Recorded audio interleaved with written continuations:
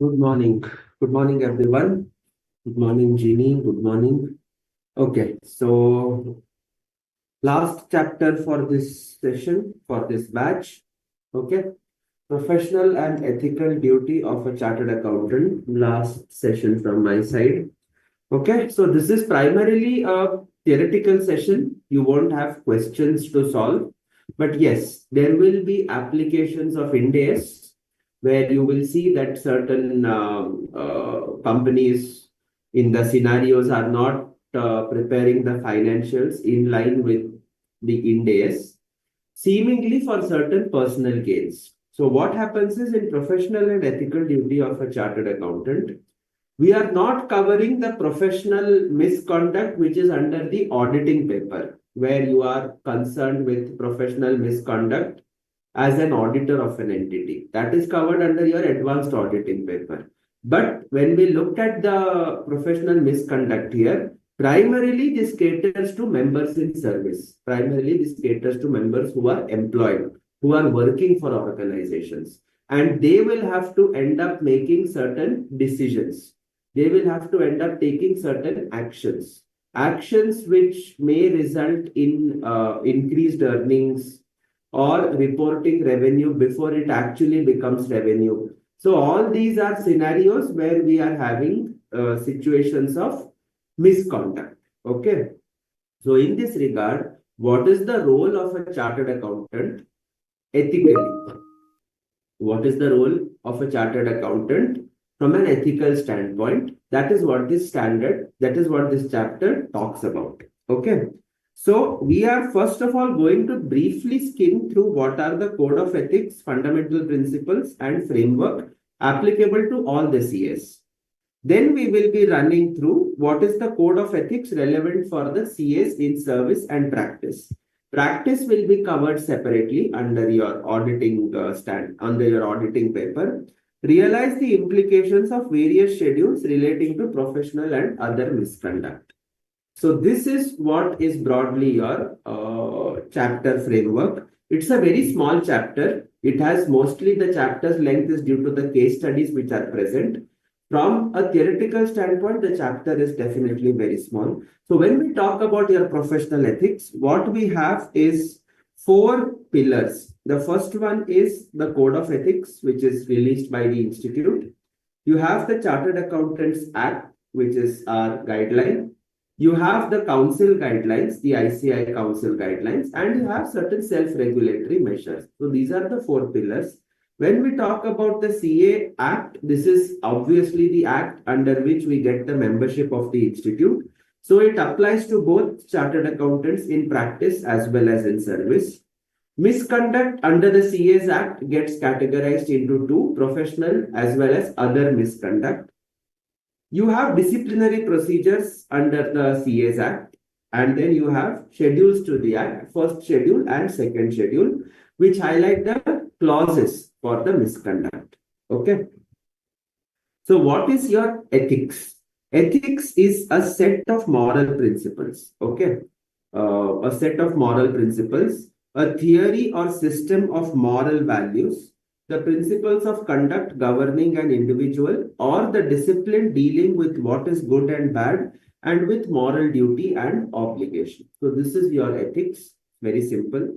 So ICAI's Code of Ethics, there is a new Code of Ethics that was formulated. It came out in 2019, applicable from 1st July 2020. This is based on the provisions of IFAC, that is International Federation of Accountants. Our institute is a member of the IFAC, so we also adopted the Code of Ethics, which is similar to the provisions given by the IFAC. This code has been derived from ISBA. So ISBA is the International Ethics Standards Board for Accountants, issued by the IFAC. The Code of Ethics sets out fundamental principles of ethics for chartered accountants, hereinafter called as accountants, reflecting the recognition and responsibility of the profession chartered accountant in public interest. These principles establish the standard of behavior expected of a chartered accountant. Okay.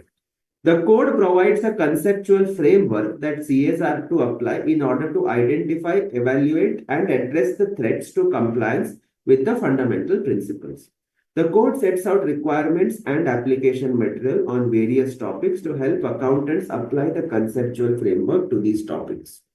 So what happens is, we as a chartered accountant have a responsibility to the public, whether we are in practice where we do the audit of public corporations or even private limited entities for that matter. We do have our responsibilities towards the public. We do have our responsibilities towards the public. So if we are in service, then also we have responsibilities to the public, because we are the ones who prepare the financials, are responsible for the financials. We are the ones who come to know if there is anything amiss in the financial statements. अगर कुछ ठीक से disclose नहीं हुआ, some amounts are not calculated properly, some provisions are not taken, some losses are understated, some incomes are overstated. We have recognized the revenue when it has not met the recognition principles. All these things we are aware of as members. And it becomes obligatory upon us to call this out and give a fair view of the business affairs in the financial statements that we prepare. So on both the sides, whether we are in service or whether we are in practice, whether we are auditors or whether we are in service, we do have a larger public role. We do have a larger public role, and therefore we have this code of ethics. It's mandatory upon all the members. It's not optional. There is no scenario where you can avoid these ethics. It's mandatory. Okay. The principles laid down in the Code of Ethics pertaining to the case of audits, reviews, and other assurance engagements, including independent standards established by the application of the framework, are dealt with in detail in the advanced auditing and professional ethics. So case of audits, reviews, and assurance engagements, we are not going to cover here. That is covered under audit paper. Okay. So what does the CA Act say? Person qualifying as a CA becomes the member on registration with the Institute of Chartered Accountants of India, and each member has to carry on the professional and other conduct as per the CA's Act. Member is liable to disciplinary action if he is found guilty of any professional or other misconduct. So what do we mean by professional or other misconduct for a chartered accountant? This is something you would already be knowing as part of your audit paper. Professional misconduct defined in Part 1, 2, and 3 of the first schedule, Part 1 and 2 of the second schedule. Who is engaged in the profession of accountancy, whether in practice or service, they should act in accordance with the provisions contained in these schedules. If any non-compliance is there, he shall be deemed to be guilty of professional misconduct. Part 4 of the first schedule, Part 3 of the second schedule, this is other misconduct, not only professional. As CAs, we are expected to maintain high standards of day-to-day living also. And therefore, other misconduct also is defined in Part 4 and Part 3 of the first and second schedules respectively. They empower the council to inquire into any misconduct of a member, even if it does not arise out of his professional work. Okay, so this is because a CA is expected to have highest standards of integrity, even in personal affairs. Okay, and therefore, if he deviates, then this would expose him to disciplinary action. So that takes care of the explanation. So you are having all these clauses, types of schedules, first schedule, second schedule, part 1, 2, 3, and 4 of the first schedule, which is number of clauses. And then you have second schedule, part 1, professional misconduct in relation to CAs in practice, 10 clauses. In relation to members generally, 4 clauses. Other misconduct, clause 1. So what is important from our perspective as financial reporting is obviously 1, 2, 3. These are the ones which are most important for this paper. For auditing paper, everything is important. Okay. So that is what is your... the clauses covered in part 1, 2, and 3 of the second schedule, 1, 2, and 3, have been shown in the form of the flowchart below. For detailed explanation, you can refer the auditing this thing. Okay. So second schedule, you can go through this. I'm leaving this for homework. This is your auditing paper. So when we look at in relation to members of the institute generally, then clause 1, if the member contravenes any of the provisions of this act or regulations made thereunder or any guidelines issued by the council. So this is one. Being an employee of the company, firm or person, he discloses confidential information acquired in the course of his employment, except as and when required by any law for the time being in force or as permitted by the employer. So again, confidentiality becomes a major what you can say, a major requirement, because we are exposed to various confidential data of our employers. So we cannot disclose except in two cases, if it's legally required or if the employer only permits it. Okay, so that takes care of clause 2.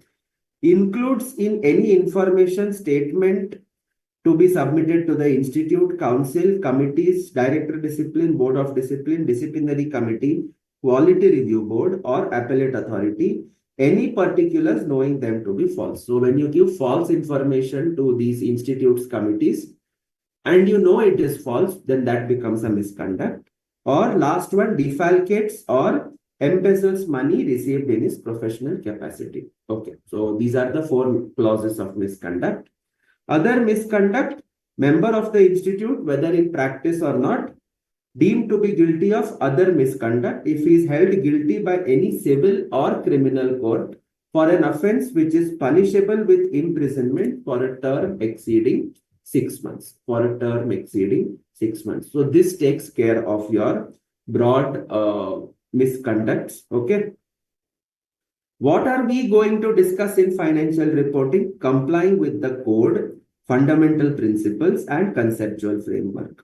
And for chartered accountants in service. So these are the 2 things that we are going to discuss. So with this background, we come back to what is the code that is there and what is the institute expect in our compliance. Is it okay till now? Jeannie, is it fine? Yes, sir. All right. Okay. So coming back to our discussion, complying with the code. All right. So we have certain fundamental principles of ethics for chartered accountants. Okay. These 5 things you have to remember. There is no exception. So one is integrity. Integrity is to be honest, straightforward in all professional and business relationships. Second is objectivity. That means we have to be neutral. We have to be unbiased. We should not compromise the business or professional judgments because of bias, conflict of interest, or undue influence of others. Then you have professional competence and due care. So when you talk about professional competence, it means attain and maintain. You people are already on the first stage. You are almost on the verge of closing the attainment of professional knowledge. The key is maintaining this professional knowledge. The key is maintaining professional knowledge and skill at the level required to ensure that a client or employing organization receives competent professional service based on current technical and professional standards and relevant legislation. Okay. So this is what you are having, and to act diligently and in accordance with applicable technical and professional standards. Act diligently and in accordance with applicable technical and professional standards. So this is what you have your professional competence and due care. When you talk about confidentiality, you are required to respect the confidentiality of information acquired as a result of professional and business relationships, okay, and professional behavior. Comply with relevant laws and regulations. Avoid any conduct that the chartered accountant knows or should know that might discredit the profession. So these are the fundamental principles of ethics that is applicable to chartered accountants. A CA shall comply with each of the fundamental principles. So these are the 5 things: integrity, objectivity, professional competence and due care, confidentiality, and professional behavior. All in all, put together 5 scenarios. Okay, 5 clauses or 5 principles. Okay. all your questions that will come, all the case studies that will come, somewhere or the other, one of the fundamental principle would be not complied, would not be complied. Okay, some one of the fundamental principles would not be complied, and therefore you will have to ensure that you identify which principle is not complied, and then you mention that clearly that as per the code, this is one of the principles that a member has to comply with. Non-compliance is a violation of the code of ethics, and therefore the member would be guilty of professional misconduct. Okay, all right. At many times, a CA might face a situation in which complying with one fundamental principle conflicts with complying with one or more other fundamental principles. For instance, if a member knows that something incorrect or inappropriate is happening in the organization, he has a duty to report it. He has a duty to report it. He has a duty to maintain integrity.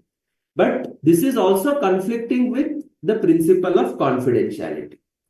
See, I can report, but if I am integral, if I stick to my integrity, then I will be breaching confidentiality, because that is the information which I have received in trust. People have trusted and given to me that information that probably something inappropriate is happening. So that information, when it is given, that information is required to have your what you can say, there is a conflict, confidentiality versus integrity. So when that is the situation, the accountant might consider consulting with others within the firm or the employing organization. I can consult people within the organization. I can go to those charged with governance. I can go to the institute, or I can go to a legal counsel. Okay. So the consultation does not relieve the accountant from the responsibility to exercise professional judgment to resolve the conflict, or if necessary and unless prohibited by law or regulation, disassociate from the matter creating the conflict. So this is what is the requirement. So when there is a conflict, you can approach four people within the organization, those charged with governance, institute, or legal counsel. But remember that the responsibility of resolving the conflict is purely that of the accountant. Okay. These people are only going to give you advice. These people are only going to give you advice. They are not going to sit and resolve the conflict for you. Okay. Conflict resolution is your job. Okay.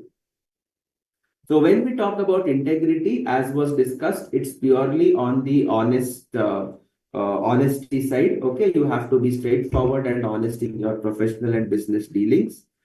A chartered accountant shall not knowingly be associated with reports, returns, communications, or other information where the accountant believes that the information contains a materially false or misleading statement, contains statements or informations provided negligently, or omits or obscures required information where such omission or obscurity would be misleading. So this is your broad picture of integrity. You cannot be associated with anything that is what you can say, with anything knowingly, or be associated with reports, returns, communications, or other information. So that is as far as integrity is concerned. When you talk about objectivity, a CA shall comply with the principle of objectivity, which requires an accountant not to compromise professional or business judgment because of bias, conflict of interest, or undue influence of others. So this is the requirement. You will be neutral. You will be neutral. Okay. So based on this, let us look at the question. So these are the formats in which the questions can be expected. Infostar is a listed company engaged in the provision of IT services in India. The directors are paid a bonus based on the profits achieved by the company. So when you are paid a bonus based on profits achieved by the company, what will be the intent of the directors?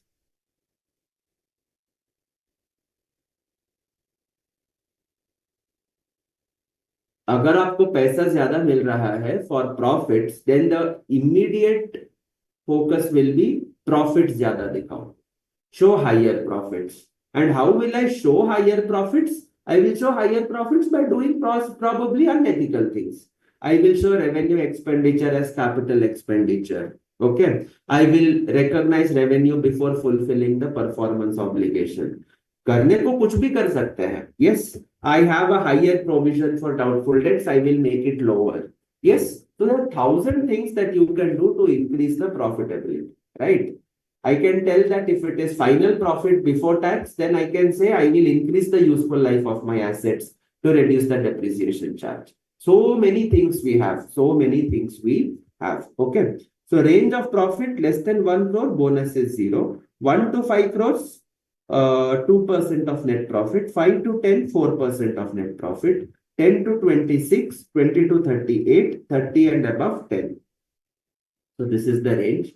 The draft statement of P&L for the year ended 31st March currently shows a profit of 2 crores. So when it is 2 crores, 2% of net profit after tax. Okay. Now, what is the issue? On 25th March 20x2, Infostar sold land adjacent to its head office to a third party, Zest Limited, for a consideration of 40 crores. With an option to purchase the land back on 25th May 20x2. That means within 2 months. For 40 crores plus a premium of 6%. The amount received from the transaction eliminated the bank overdraft of Infostar as on 31st March 20x2.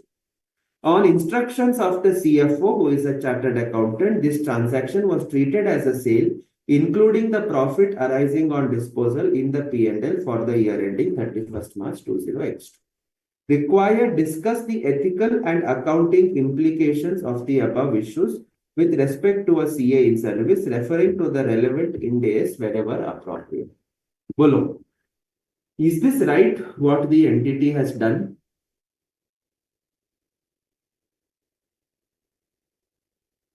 Ginny? Sir बस 1 minute में एक बार और से ये question पढ़ लूँ, ये issue वाला. सिंपल है. 25th मार्च को लैंड बेचा, 25th May को it was they had an option to buy it back at a premium of 6%. तो सिर्फ 2 महीने के लिए ये सेल था. Okay. Now because of this sale 40 crore पैसे आ गए, eliminated the bank overdraft, gain on sale हो गया, that went to the P&L. CFO is saying that book it as a sale transaction. आपको क्या लगता है?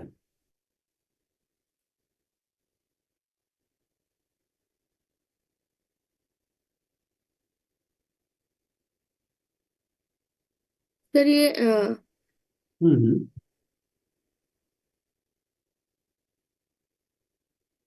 बोलिए.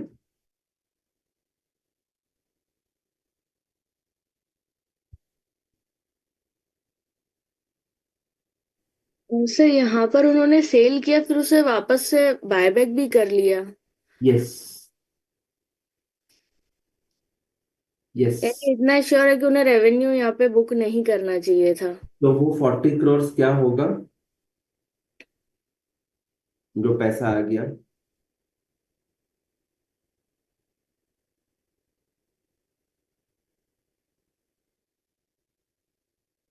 दिस इज नथिंग बट हमने उस कंपनी जेस्ट लिमिटेड से लोन लिया 40 crore. We gave our land as a security.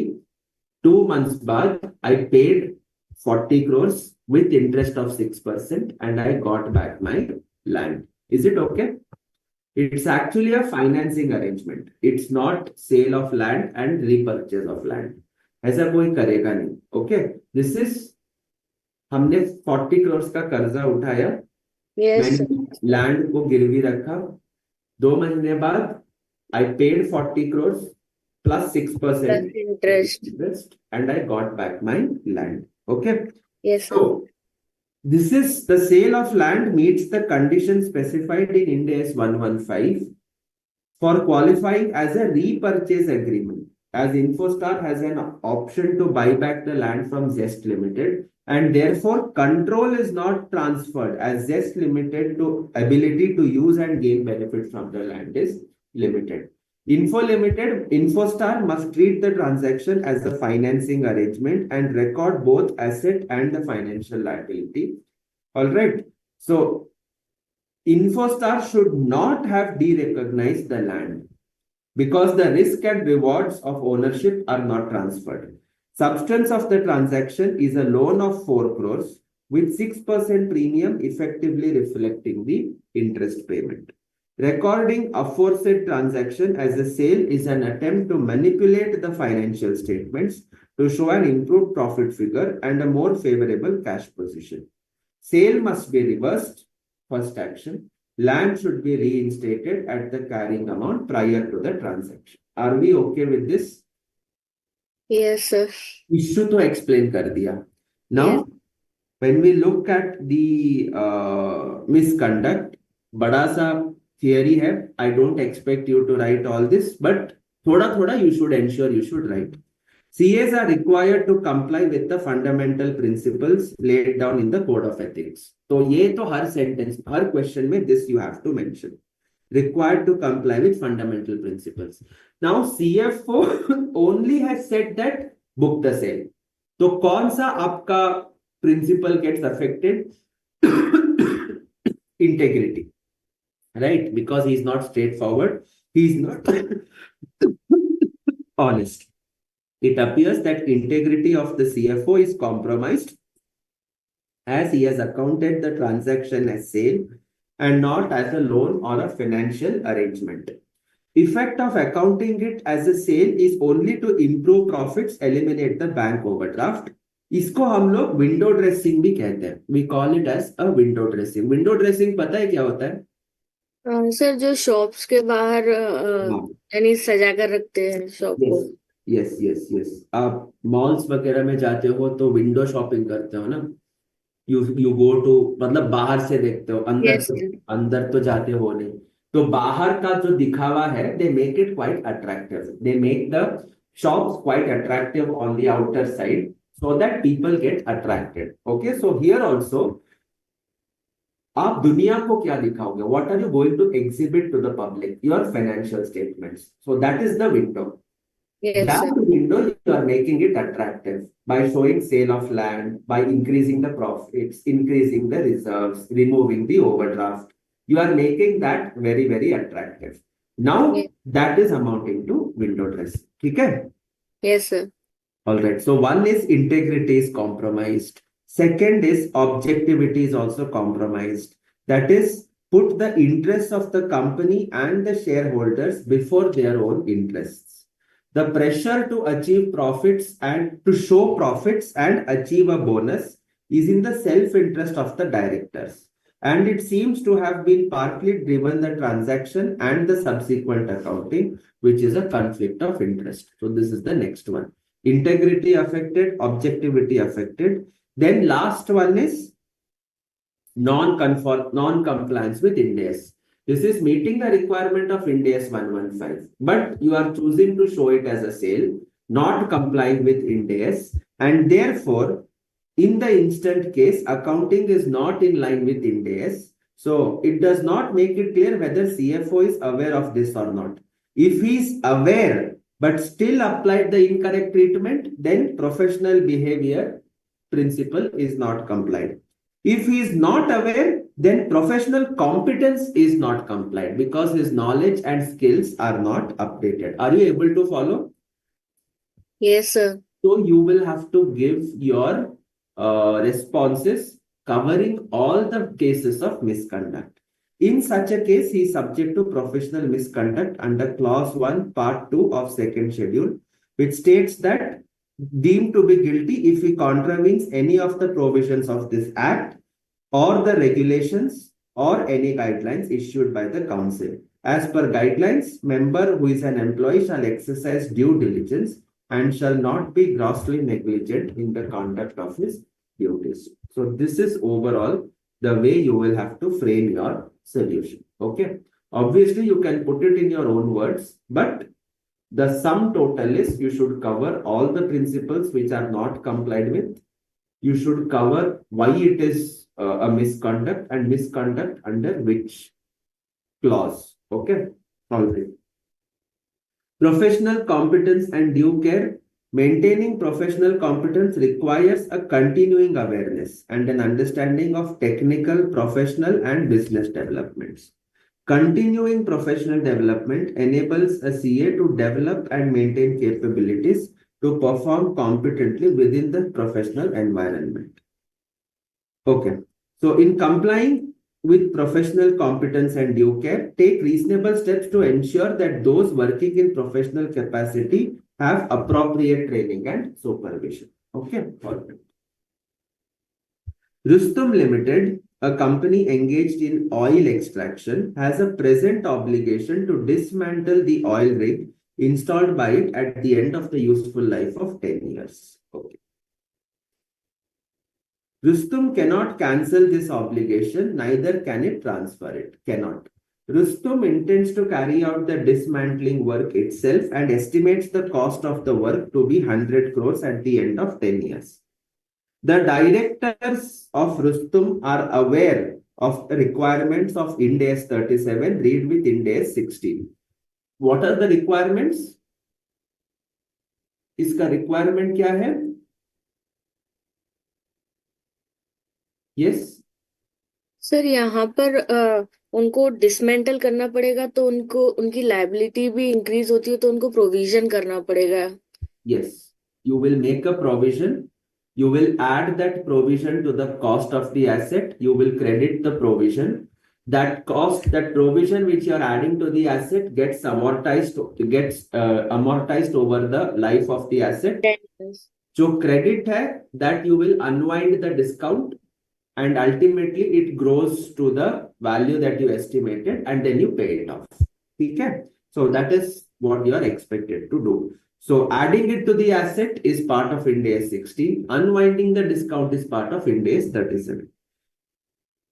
However, they propose to expense the cost of dismantling the oil rig as and when incurred. Matlab, after 10 years, when they incur, that time only they will make the expense and record it, with no entries or disclosures in the latest financial statements. They argue that application of Ind AS involves judgment, and although prudence is mentioned in the conceptual framework, it is only one among the many ways of achieving faithful representation. Discuss whether the directors are acting unethically in the above instance and what should be the practicing CA's course of action in this regard. Okay. Tell me, is it contravening the provisions of Ind AS? Yes, it is in contravention of Ind AS 37. So, as per Ind AS 60, initial recognition के time पे capitalize the present value of cost of dismantling to the cost of asset by simultaneously creating a provision. In the given case, it appears to be a deliberate intention to contravene and it is not an unintentional mistake. जानबूझकर हमने किया है. Though the directors can exercise strong or undue influence over the CA is bound to act with integrity and remain unbiased, recommending that these must be complied with. The matter may be raised before the non-executive directors, explaining the issue to them and ensure that the financials are true and fair and comply with the relevant Ind AS. Are you able to follow? Yes, sir. Yes. Yes, It sir. is essential for the chartered accountant to inform those in governance about the corrective measures. By doing so, he will uphold the fundamental principle of professional behavior and demonstrate compliance with laws and regulations. By communicating the corrective measures, the CA can ensure that the contravention is addressed and rectified. Suppose he does not communicate. Suppose he does not communicate, then the principle of professional behavior will be breached. Principle of professional behavior will be breached. Members should comply with relevant laws and regulations and avoid any action. जानबूझकर, if the CA says that okay ठीक है आप मत provide करो, then he is contravening the Ind AS provisions. He is certifying something which he knows to be false, subjected to professional misconduct under clauses 5, 6, and 7, part 1 of second schedule of the CS Act. Clause 5 fails to disclose a material fact known to him which is not disclosed in financial statements, but the disclosure of which is necessary in making the financial statements where he is concerned with the financial statements in a professional capacity. So clause 5, he knows there is a misstatement, but he does not mention it in the financials, in the report. Okay. Clause 6 fails to report a material misstatement in the financial statement. Clause 7 does not exercise due diligence or is grossly negligent in the conduct of his professional duties. So all in all, these are the situations, these are the scenarios where you are having your where you are having your misconduct. Is it okay? Yes. Yes, sir. So all in all, you can expect these kind of questions. Okay. Anything like 4 to 6 marks or even up to 8 marks, you can expect. Okay. You need to write thoroughly. You need to ensure that Ind AS provisions you mention wherever there is a non-compliance with Ind AS. Okay. आपको mention करना पड़ेगा. Okay. There is no alternative. Okay. Coming to confidentiality. A chartered accountant shall comply with the principle of confidentiality, which requires an accountant to respect the confidentiality of information acquired as a result of professional and employment relationships. An accountant shall be alert to the possibility of inadvertent disclosure, including in a social environment, particularly to a close business associate or an immediate or a close family member. This is very common. Okay. You don't want to disclose, but कई बार क्या होता है, आप किसी के साथ बैठे हो, who is your friend, and then बातों बातों में you go on telling whatever you want to tell. Okay. Yes, sir. Your intention is not to breach, but वो हो जाता है आपसे. And problem is when the other party is benefiting, okay, or he or she is taking it in the wrong sense. Okay. More than listening to you, it ends up as it creates something as a benefit to the counterparty. Okay, such kind of things. Of course, whether he is a friend, whether you come, now suppose your spouse is a doctor, and आप वहां जाके कुछ बोल भी दोगे, doctor को कुछ समझ में भी नहीं आएगा, but nonetheless it happens to be a breach. Okay. Maintain confidentiality of information within the firm or employing organization. Maintain confidentiality of information disclosed by a prospective client or employing organization. Do not disclose confidential information acquired as a result of professional and employment relationships outside the firm or employing organization without proper and specific authority, unless there is a legal or professional duty or right to disclose. So this is your confidentiality.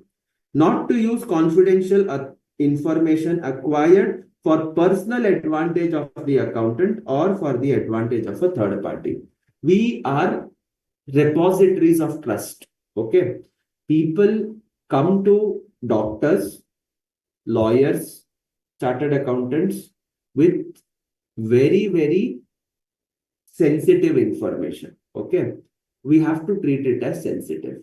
Okay. A person's credit score, his borrowings, his financial status, if he's into bankruptcy or going into bankruptcy, all these are very, very sensitive pieces of information. When this comes to you, sometimes we face situations where where a client comes with the intention of making a will. And obviously, when he's making a will and bequeathing his assets to his legal heirs, there will be certain preferences that he will be having. As members, we have to respect that. We cannot disclose it to the other parties. Okay. यहाँ तक कि there have been disciplinary cases where husband and wife are living separately. Wife wants to claim alimony because they are fighting out for the divorce. Wife comes to the member's office and asks for the tax returns of the husband. Obviously, member को पता नहीं है that it is for that these two are living separately and this is for claiming the alimony. The member unknowingly if your own spouse comes and asks you something, how can you refuse? That's the common Indian setup that we have. दे देता है वो. He gives all पिछले 3 साल 5 साल जितने भी साल का ITR मेंबर्स है तो मेंबर्स के पास एवरीथिंग इज देयर. आपके पास पूरा फाइल है.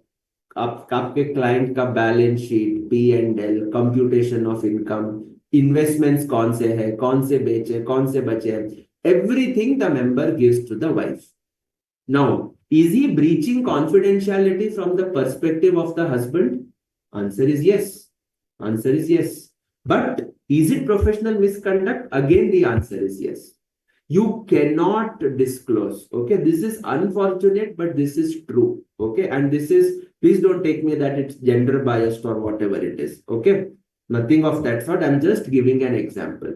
We go into such unintentional mistakes that it can cause us professional misconduct. This is a fact of the case that has happened, and the member was found to be guilty of misconduct by the institute itself. Okay, ये हुआ है. And in this case, the member has not even signed. ये सिर्फ एक ITR था. This was just an ITR filing that was done, and the husband easily sued the member for breaching confidentiality. Okay, so you cannot disclose anything to the advantage of a third party. Okay, it's very difficult in the Indian context. It's very difficult. Spouse ही आके बोल सकती है मैं हूं तो उसका spouse, मुझे दे दो. Yes, it does not work like in the Western countries where you say you give me a letter from your husband that he has authorized you to give. You will only get you will only meet the anger of the spouse in that particular case. Okay, but that is the fact of the matter. We need to be very careful when dealing with clients. Okay, all right. Not use or disclose any confidential information either acquired or received as a result of a professional or employment relationship after the relationship has ended. Very important. Relationship खत्म हो गया. Professional relationship with the client is over. Even after that, you are bound by confidentiality. You cannot say इसका relationship खत्म, now I am free to disclose the information. Answer is no. You are bound to have that information only with you and with nobody else. Take reasonable steps to ensure that personnel under the accountant's control and individuals from whom advice and assistance are obtained respect the accountant's duty of confidentiality. For instance, confidentiality is a paramount ethical principle that should not be breached when providing payroll services to clients, unless required by law or authorized by the client. Many times what happens, CA firms, they provide payroll services. So आपको पूरे company का employee wise salaries, how much it is, you have all the data. Now somebody cannot come and just ask you for that data and you just cannot give it because this is very confidential. Okay. CAs have a duty to uphold the confidentiality of payroll related information and ensure the security and protection of sensitive data of the organization. Okay, so that is something which is very clear. Okay. Confidentiality serves public interest because it facilitates free flow of information from the client or employing organization to the accountant, based on the fact that the information will not be disclosed to a third party. Nevertheless, the following are circumstances where the CA is required to disclose.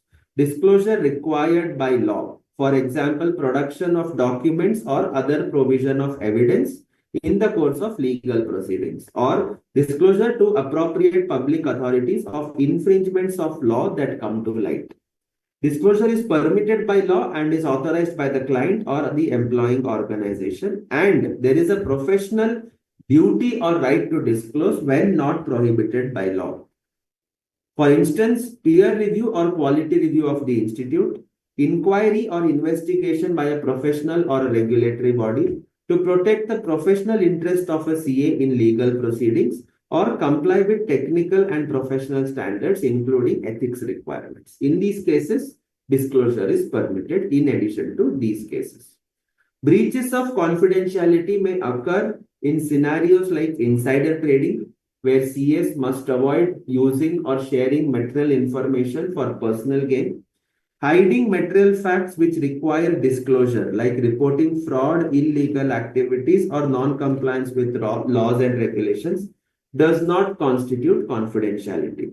CAs have an ethical duty to report fraudulent or manipulative activities that could impact the end users. Are we able to understand? Yes?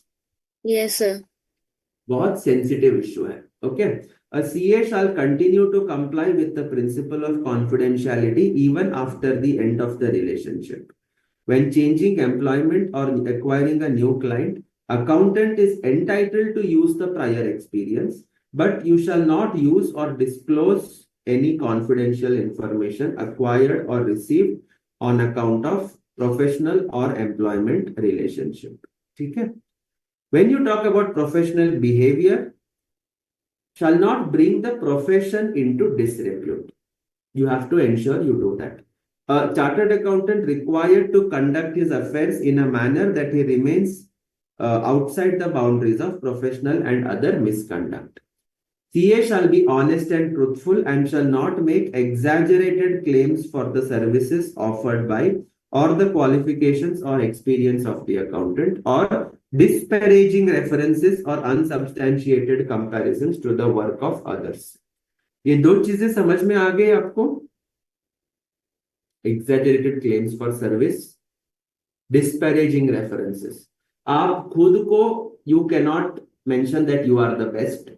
You cannot mention that you are better than the others and show the others in a bad light. So that is the meaning of disparaging references.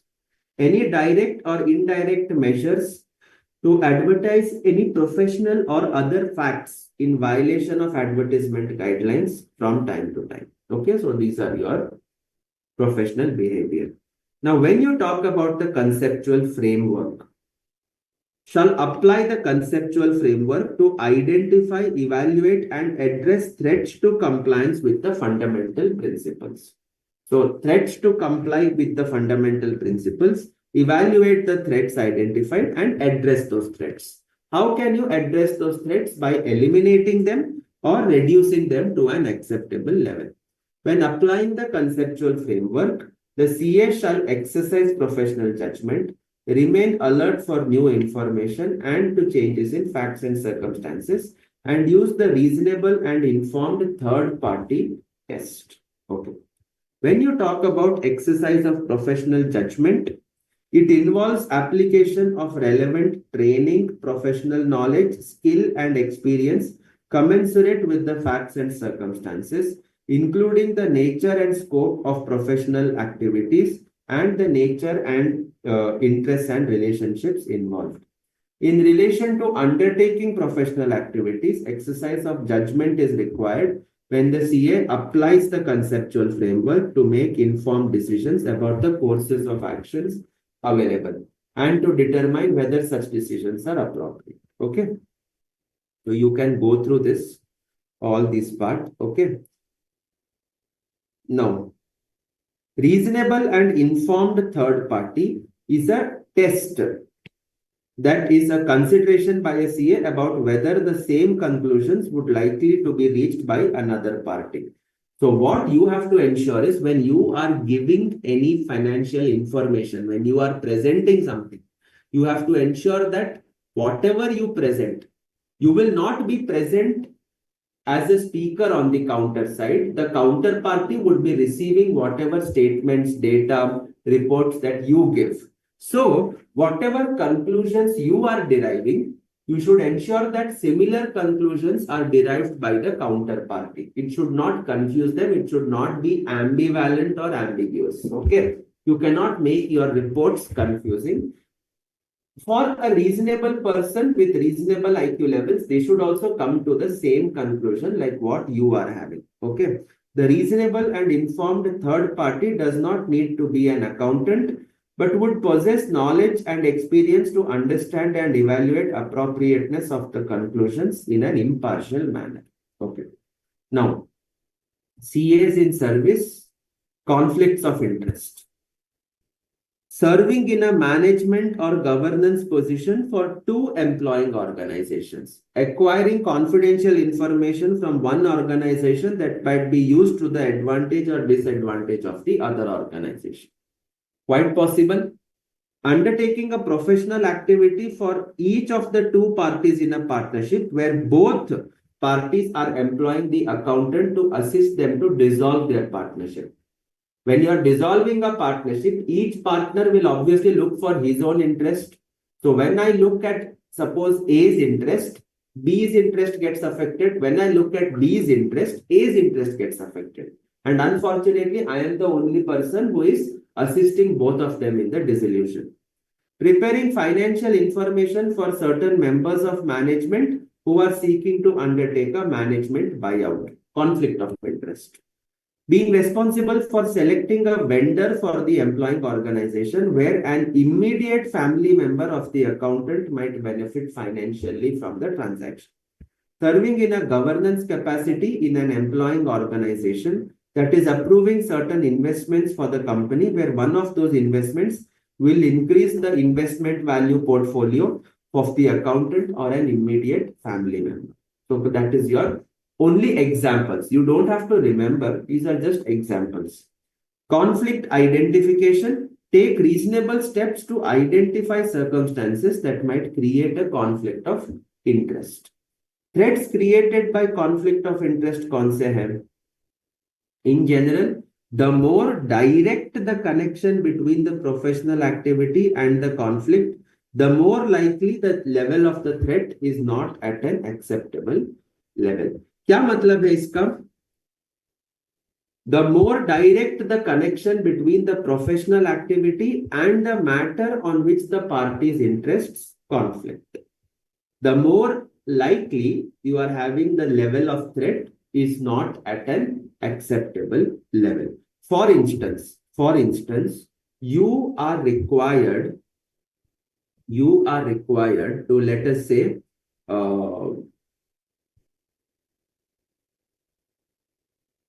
you are required to select a vendor based on financial parameters, right? That vendor happens to be your spouse. Now, if I finalize this vendor, who gets benefited?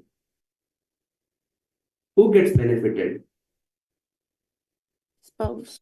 Spouse. Spouse gets benefited. That means house is benefited. I am benefited, right? Spouse is house is me. So directly there is a relationship. So tell me one thing. The more direct the connection between the professional activity is vendor selection. And the matter on which the parties' interests conflict. Is it conflicting my interest? Yes. Immediate interest.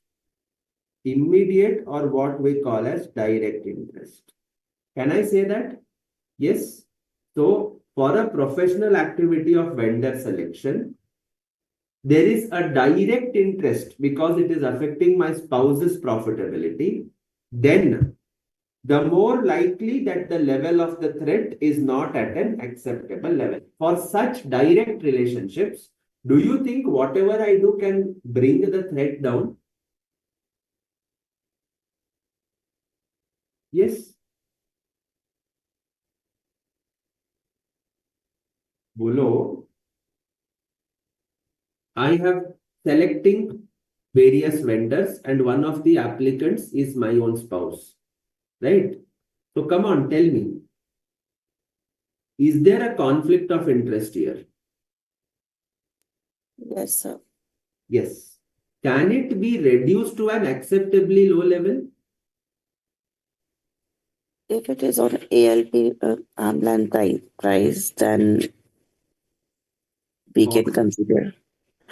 मेरा spouse, मैं खुद CFO हूँ, मैं खुद select कर रहा हूँ. But arm length price पे अगर है तो हम कह सकते हैं कि ट्रांजेक्शन फेयर है, अदरवाइज वो ट्रांजेक्शन अनफेयर है, क्योंकि because of related party transactions. Are you in a position to influence the price? Yes sir. वो बस हो गया ना. The point is not that the transaction is at arm's length price. The point is, am I in a position to influence? Am I in a position to influence? आप करोगे नहीं, that is different. Is it okay? Yes sir. आप करोगे नहीं, but आप कर सकते हो. And आप कर सकते हो, can it be reduced to आप कर ही नहीं सकते?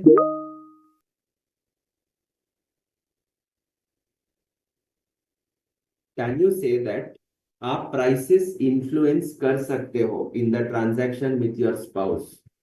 2, can you say that आप prices influence कर ही नहीं सकते, sir? Is this movement easy or difficult?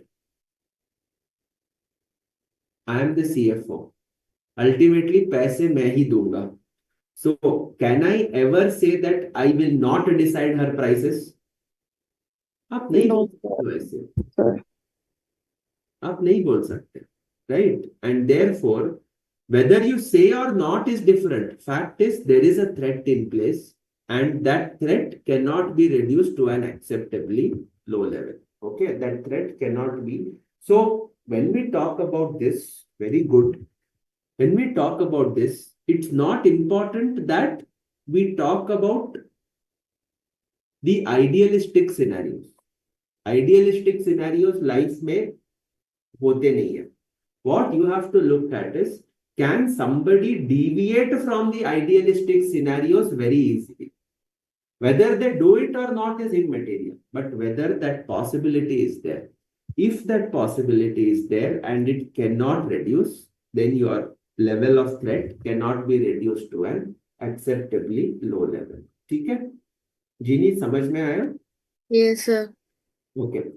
An example of an action that might eliminate threats created by conflict of interest is withdrawing from the decision-making process related to the matter giving rise to the conflict of interest. So at the most, what I can do, I will say any decision concerning this vendor, I will not be responsible. Don't bring me, I will not decide anything. Let the management decide. Okay, so that is one way. Example of actions that might be safeguards to address the threats. You can restructure or segregate responsibilities and duties. You can obtain appropriate oversight. For example, acting under the supervision of executive or non-executive director. Disclosure and consent. Disclose the nature of conflict of interest and how threats created were addressed to the relevant parties, including appropriate levels within the employing organization affected by the conflict, and obtain consent from relevant parties for the CA to undertake professional activities when safeguards are applied to address the threat. When addressing a conflict of interest, the CA is encouraged to seek guidance from within the employing organization or from the institute, legal counsel, or another accountant. When making such disclosures or sharing information within the employing organization, the principle of confidentiality does apply. Okay? All right. Now, question. Alap Limited's directors feel that the company needs a significant injection of capital to modernize plant and equipment, as the company has been promised firm orders if it can produce goods of international standards. The current lending policies of the bank require prospective borrowers to demonstrate strong projected cash flows coupled with a debt service coverage ratio exceeding 10. However, the current projected statement of cash flows does not satisfy the criteria for lending. The directors have already told the bank that the company is in an excellent financial position. The financial results and cash flow projections will meet the criteria, and the CA will submit a report to this effect shortly. The CA has recently joined Alap Limited and has openly stated that he cannot afford to lose his job because of financial commitments. Discuss the potential ethical conflicts which may arise in the above scenario and the ethical principles which would guide how the CA should respond to the situation. Very, very common situations. Okay. Top people go and commit something and then they put it on the head of the finance team that you have to do it like this. We have already committed. Okay. So the whole point is now what are the ethical conflicts? First one, pressure to obtain finance and chartered accountants' personal circumstances. So, in this case, is the CA under pressure? Yes. Is the CA under pressure? Answer is yes, because he has said he cannot afford to lose the job. He cannot afford to lose the job. Are you able to follow? Yes, sir. मतलब कुछ भी करो वो वही करेगा जो directors बोलेंगे. So he is under pressure to provide the bank with a projected cash flow statement that will meet the bank's criteria, when in fact the projections do not meet the criteria. Thus, the chartered accountant's financial circumstances mean that he cannot lose his job. Thus, the ethical and professional standards are at odds with the pressures of his personal circumstances. Number one. Second, duties to shareholders, employees, and banks. Directors have a duty to act in the best interest of the company's shareholders and a duty to present fairly any information that the bank may rely on. Injection of capital to modernize plant and equipment is for capacity expansion and is in the interest of the shareholders and the employees. But you cannot obtain finance based on misleading information. It could be argued that there is a conflict between short-term and medium-term interest of the company. Medium-term is the need to modernize the company, and the long-term, that is the detriment to the company's reputation if the directors do not conform to ethics. So that is your second note. Third note, ethical principles. First is he has compromised with objectivity, integrity, professional confidence. Objectivity कैसे compromise हुआ? He saying आप कुछ भी कर लो sir, I cannot let this job go away from my hand. So your objectivity is compromised.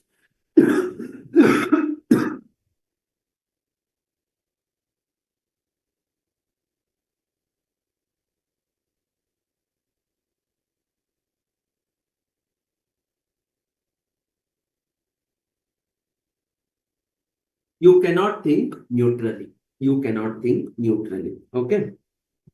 So objectivity is compromised.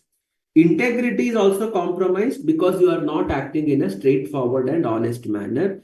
Incorrect information is knowingly disclosed. Forecasts do not state that they are prepared in line with Ind AS, but you have to prepare the cash flow to the best of the professional judgment. Okay. So this is something that you need to ensure. Coming next, ethical principles, we finished. Appropriate action, there is an immediate ethical dilemma. He is responsible for presenting the truth, not to indulge in creative accounting owing to pressure. Thus, he should put the interest of the company and professional ethics first and insist that the report to the bank must be an honest reflection of the company's current position. Being an advisor, he must prevent deliberate misrepresentation, no matter what the consequences are personally to him. Accountant should not allow any undue influence to override his professional judgment or integrity. This is in the long-term interest of the company and its survival. CA should communicate to the directors to submit the projected statement of cash flows which reflect the current position. Knowingly providing incorrect information is professional misconduct. Do not provide the incorrect cash flows. So he will be maintaining professional integrity and contribute to the trust and reliability placed in the work expected from him. If he submits the incorrect statement of cash flows, subjected to professional misconduct under Clause 1 of Part 2 of Second Schedule of the CS Act. Clause 1 states that a member of the institute shall be deemed to be guilty of professional misconduct if he contravenes any of the provisions of this Act or regulations made thereunder, or any guidelines issued by the Council. As per the guidelines, a member of the institute who is an employee shall exercise due diligence and shall not be grossly negligent in the conduct of his duties. So this is your answer. Okay. It appears too idealistic, but unfortunately, आपको answer ऐसे लिखना पड़ेगा. Okay, you have to write the answer like this. Okay. All right. So that takes care of that question. Any doubts so far? No, sir. No doubts. Monica, all clear? Yes, sir. Okay. Okay. Next, preparation and presentation of information. Prepare in line with a relevant framework. Prepare in a manner that is ensure that you are not misleading or influencing contractual or regulatory outcomes inappropriately. Exercise judgment to represent facts accurately and completely, describe true nature of business transactions, and classify and record information in a timely and proper manner. And do not omit anything with the intention of rendering the information misleading or of influencing contractual or regulatory outcomes inappropriately. An example of influencing a contractual or regulatory outcome is using an unrealistic estimate with the intention of avoiding violation of a contractual requirement, such as a debt covenant, or of a regulatory requirement, such as capital requirement for a financial institution. Use of discretion in preparing or presenting information may require the exercise of discretion.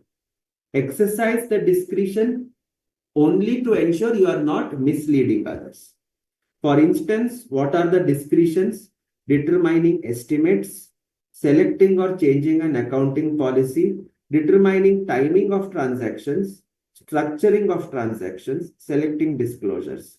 When performing professional activities, the chartered accountant shall exercise professional judgment to consider purpose for which information is to be used, context, as well as the audience. Relying on the work of others, many times we rely on the work of actuaries, fair valuers, okay, valuers of land, etc. Okay. Exercise professional judgment to determine what steps to take to fulfill the responsibilities. The reputation and expertise of and resources available to the other individual or organization, whether that other individual is subject to applicable professional and ethics standards. Such information might be gained from prior association or from consulting others about the other individual or organization. Addressing information that is or might be misleading. Where he knows that information जो वो बना रहे हैं that is misleading, you should take actions that might be appropriate, include discussing with the appropriate levels of management or those tasked with governance, and requesting such individuals to take appropriate action, which might include having the information corrected. If the information has already been disclosed to the intended users, informing them of the correct information. Consulting the policies and procedures of the employing organization regarding how to address such matters internally. The CA might determine that the employing organization has not taken appropriate action. If the accountant continues to have reason that the information is misleading, you can consult institute, auditors, or the legal counsels. determining whether any requirements exist to communicate to third parties, regulatory and oversight authorities. Even if after all this feasible option, no action has been taken, then accountant shall refuse to be or to remain associated with the information. Okay. In such circumstances, it is appropriate to resign from the employing organization. Are you able to follow? Yes. Yes, sir. Yes, sir. Don't solution में don't give the easiest answer, withdraw from engagement or resign from the organization. भाई हमारा काम चलना चाहिए, right? You cannot just say that easiest answer यही है, audit का question है, resign from the engagement, and professional ethics FR में है तो resign from the organization. Tomorrow you guys are soon to become professionals. तो आप रिजाइन कैसे करोगे? आप रिजाइन करोगे तो क्या आप घर पे बैठोगे? You have to find your way out. You have to find your way out. That is all that is there. Believe me when I tell you, the easiest job is what you people are doing right now. Padhai. Somebody is there to take care of your food, shelter, clothing. Aapka basic necessities are fulfilled, I'm sure. Yes, somebody is there to take care of that. Your easiest job is sit and study and pass. Life set hai aapka. The moment you pass, then all these questions start coming in, because till you pass, you have a defined syllabus. वो बहुत बड़ा है, but वो defined है. The moment you pass, there is nothing called a syllabus. Okay? कहीं से कुछ भी आपके सर पे आ सकता है. Okay? It could be professional misconduct related issues. Okay? Or it could be certain work related loads that you are having. Okay? Anything can come at any point of time and you will be affected. So therefore, in examinations, don't give the option to resign as the first solution. Okay? That is the simplest, and institute will not even look at that answer. Keep option to resign or option to withdraw from the engagement only in the end. कि कुछ भी नहीं चलेगा, then you can resign from the entity. Is it okay? Yes, sir. Yes. All right. Next. Okay.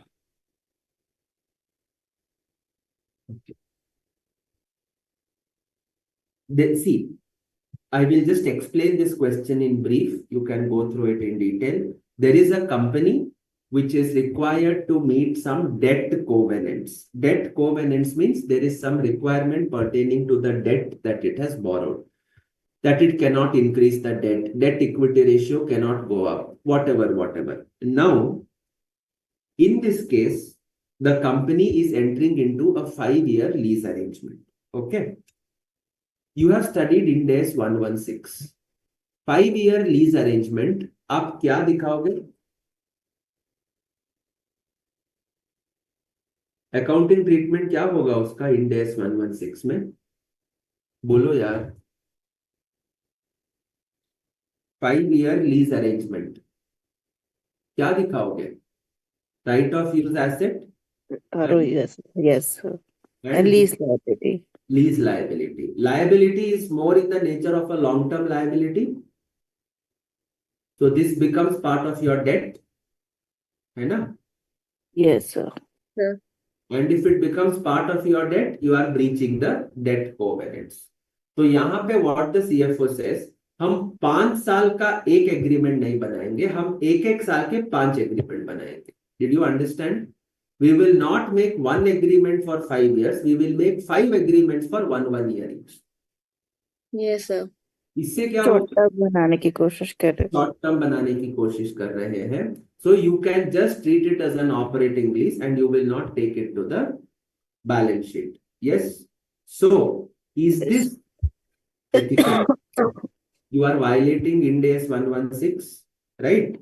You are violating Ind AS 116. You are misleading the people. Yes, you are misleading the people. and you are likely to mislead the stakeholders, discredit the profession. Everything is there in this question. Okay, so therefore guilty of misconduct. So just go through this for homework. Okay, it's a very beautiful chapter in the sense that it integrates a lot of what you have studied with the real life scenarios. Okay, acting with sufficient expertise. You need to be honest about your expertise. You cannot say that I'm very good in XYZ. Okay, मुझे कुछ भी आता है. You cannot say like that. Okay, you have to be honest, and you should not mislead the organization as to the level of expertise or experience possessed.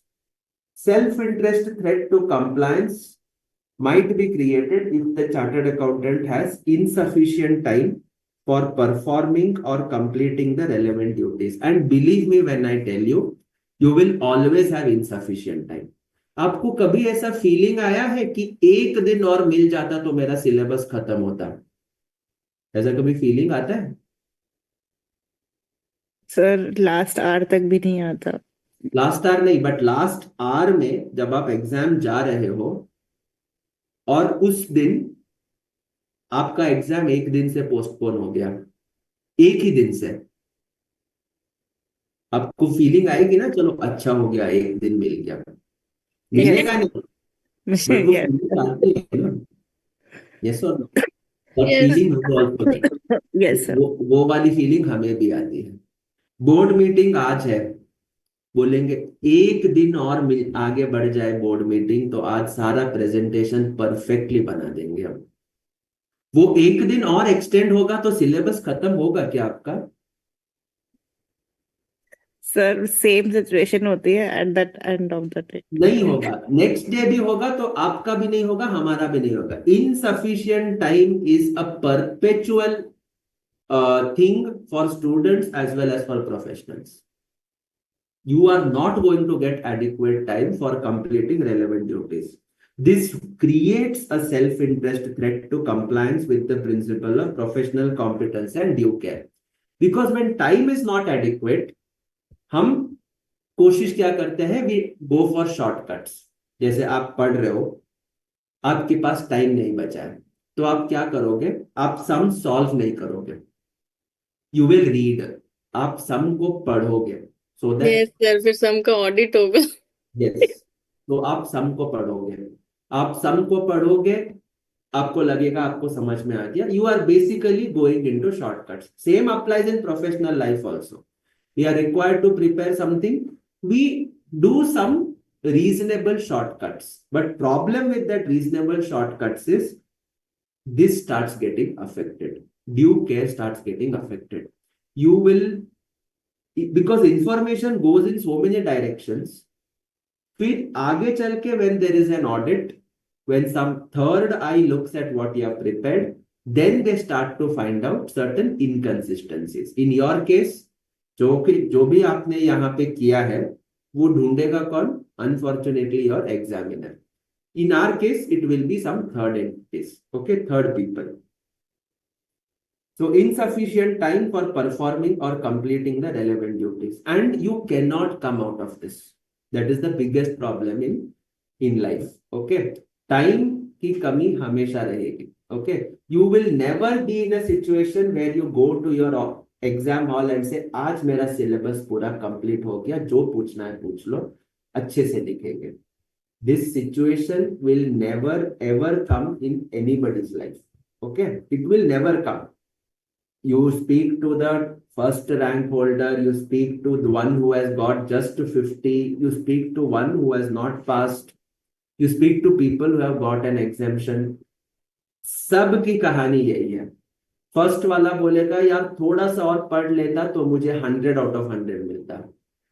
जिसको 60 मिला वो बोलेगा थोड़ा सा और ये कर लेता, then I would have gotten a rank. पास वाला बोलेगा थोड़ा सा और करता मुझे एग्जेम्पशन मिलता. जो बिलो 50 रह गया वो बोलेगा मेरा जितना इतना पढ़ता तो मैं शायद पास हो जाता. Same applies to real life also. Okay, so time will always be insufficient. incomplete, restricted, or otherwise inadequate information for performing the duties.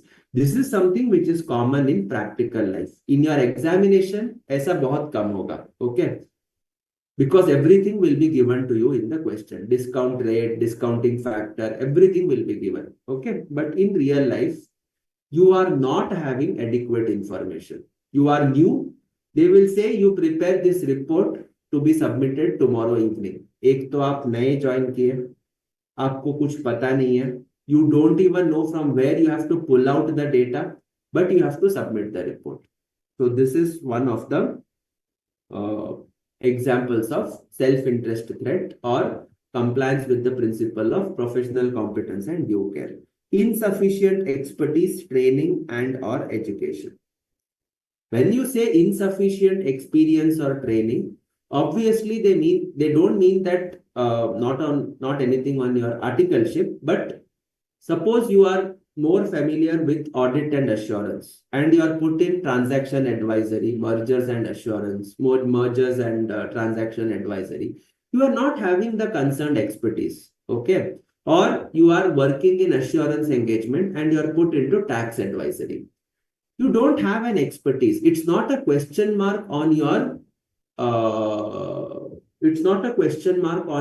competence. It's just a question mark that this candidate has not done this particular job. Okay, so that's what they say. You cannot compare a tortoise and a monkey based on the ability to climb trees. If you had to compare, then the tortoise would believe itself to be a fool for its entire lifetime. That is how it is. Okay. Both have very different skill sets. You cannot ask the monkey to put itself in a shell and sleep in the time of danger. That is the tortoise's specialty, right? So ultimately, each individual has his or her own set of expertise. That expertise may not be applicable for the job that they are currently holding or the role that they are required to perform. So there also there is a threat of non-compliance with professional competence or due care. Inadequate resources for performance of the duties. Okay, so all these things are there. Example of action, you can either obtain assistance or training from someone with the necessary expertise. You will have mentors in the organization. If you are replacing somebody, you join in within the notice period of that other individual so that you can get the necessary training from that individual. Ensuring there is adequate time available. Not possible, but exam mein likh ke aane ka hai. Okay, ensuring that there is adequate time available. Okay, this is very, very idealistic. Okay, you don't get adequate time. If a threat to compliance with principle of professional competence and due care cannot be addressed, a CA shall determine whether to decline to perform the duties in question. If the accountant determines that declining is appropriate, then you shall communicate the reasons. Okay, now, Agastya Limited, there is this question on Agastya Limited. Okay, all right.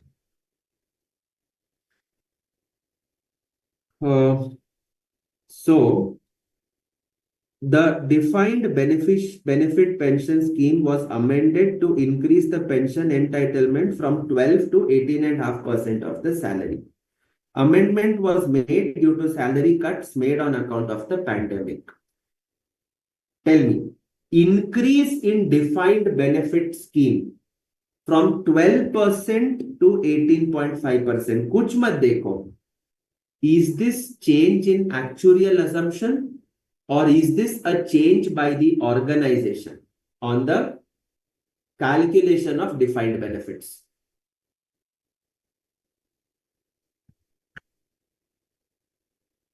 बोलो यार.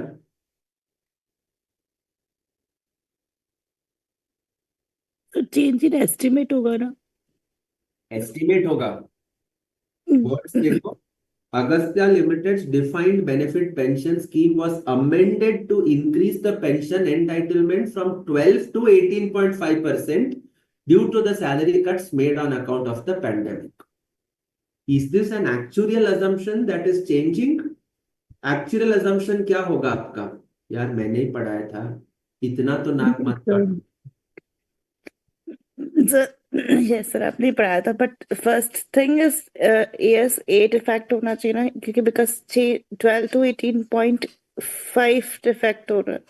ठीक है, ये estimate हो गया, but is this within the control of the organization और outside the control of the organization? The control of the outside the control of the organization. Outside नहीं, within. Pension organization खुद दे रहा है, organization only has increased it from 12% to 18.5. Okay, sir. Get it. हम सबूत के साथ बात करेंगे।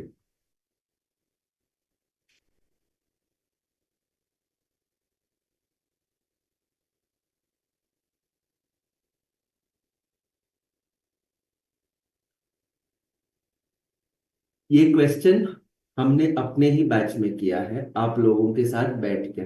Okay, Ratna Limited wishes to revise the percentage of benefit from 1% to 2.5%.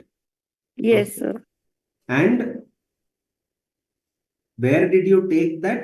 As a past service cost, 2,95,446. And where did this go? This goes to PL. P&L. अच्छा, same basis पे we had another question जहां पे based on performance Ratna expects the last drawn salary to be 1.5 crores. Is this within the control of the entity? Answer is no. This is based on the performance of the employee. So therefore, this is a change in actuarial assumption. Because if you remember, actuarial assumptions are of two types. कौन से two types? Demographic and financial. Demographic is mortality, क्या बोलते हैं उसको, ability, disability, all those factors. Okay, demographic relating to the population. Financial, what is the rate of interest? What is the entities? What is the person's last drawn salary estimates? All these things come under your demographic and financial assumptions. Is it okay? Those are my actuarial assumptions. In this case, increasing the benefit from 12 to 18.5% is a voluntary activity by the company. It is a change in estimate, no doubt. That is Ind AS 8. But here I'm not talking about Ind AS 8. Here I'm talking about Ind AS 19. So this is a change in plan. Change in plan. So this is not a change in actuarial assumptions. And therefore, where should this hit go? This should go to the P&L. This should go to the P&L. Are you convinced about this? Yes, sir. Yes, sir.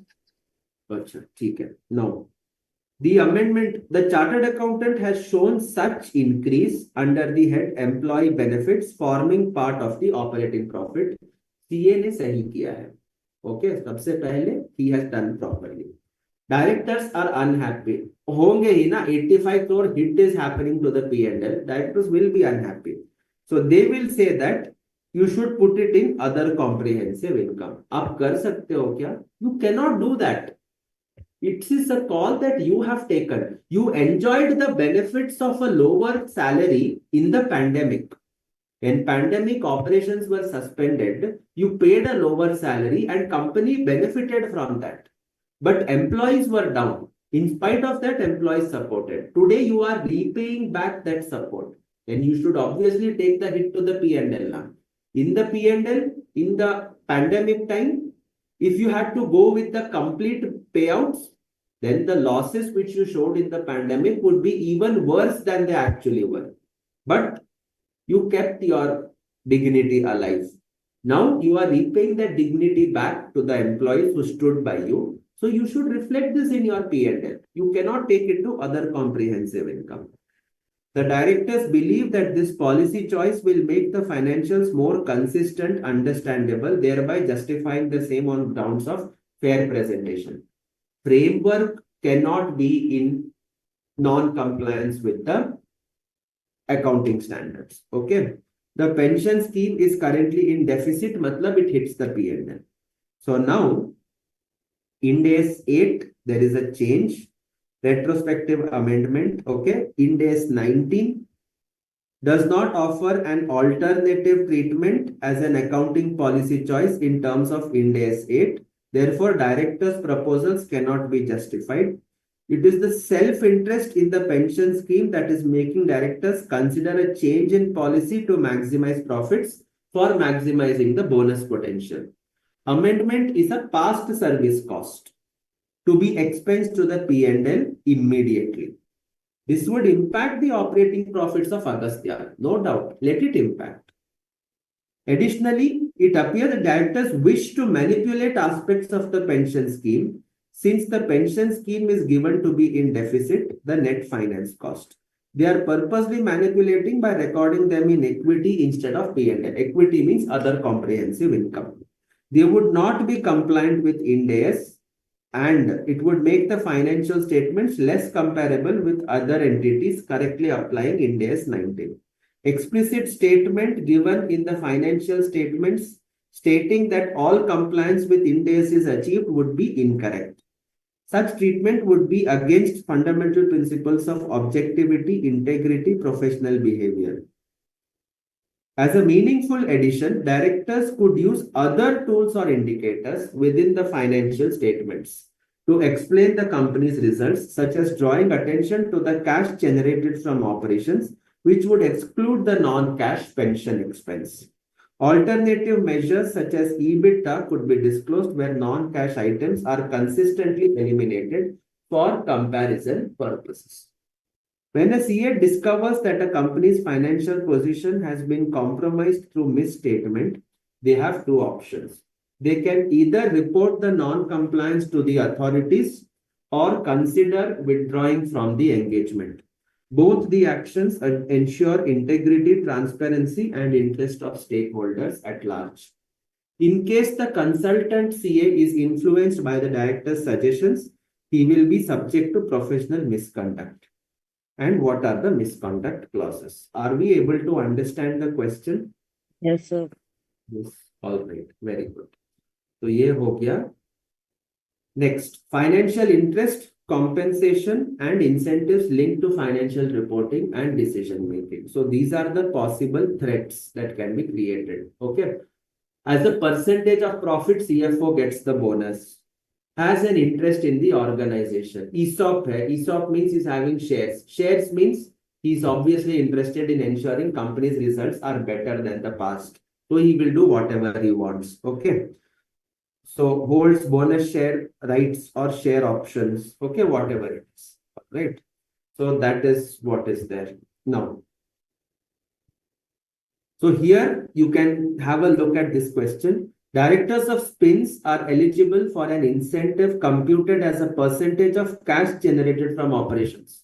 Ind AS 7, cash flow, first point, cash from operations. They are getting a bonus based on cash from operations. So the intent of the organization you have to see, they will always intend to show more and more cash generated from operations. So what they are doing, they want to dispose of underutilized equipment and investments, not investments in subsidiaries or associates.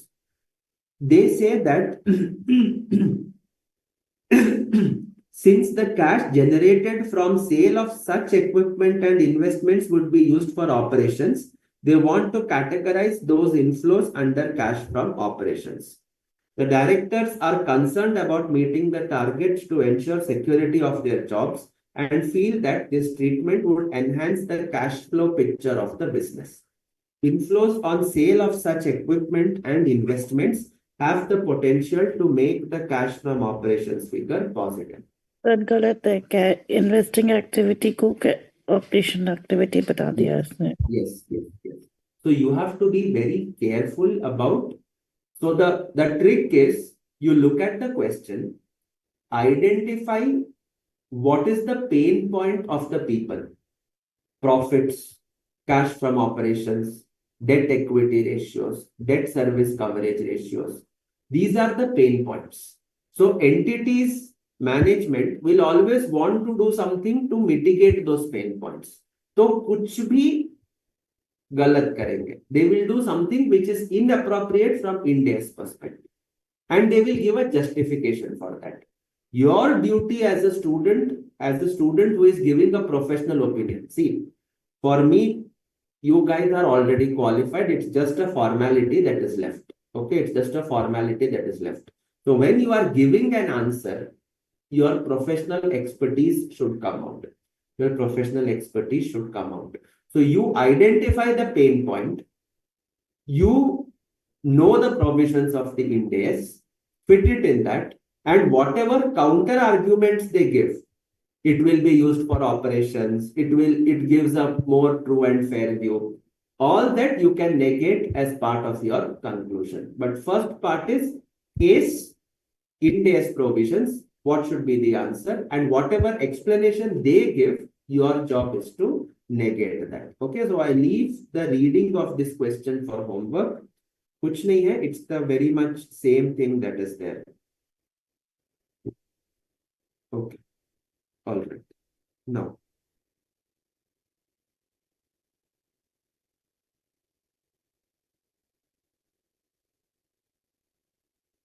okay, next. InfoStar is a company engaged in provision of IT services. Directors are paid a bonus based on profits achieved by the company. This is the bonus. Draft statement shows a profit of 2 crores. Employees of InfoStar are historically paid individual performance-based discretionary incentive for last 15 years. The bonus would be 2 crores. See, 2 crore profit, 3 crore bonus. So 2 minus 3, it results in a net loss of 1 crore. Net loss of 1 crore hoga, that means bonus to directors will be 0. You need to connect these dots. First thing is you need to connect these dots.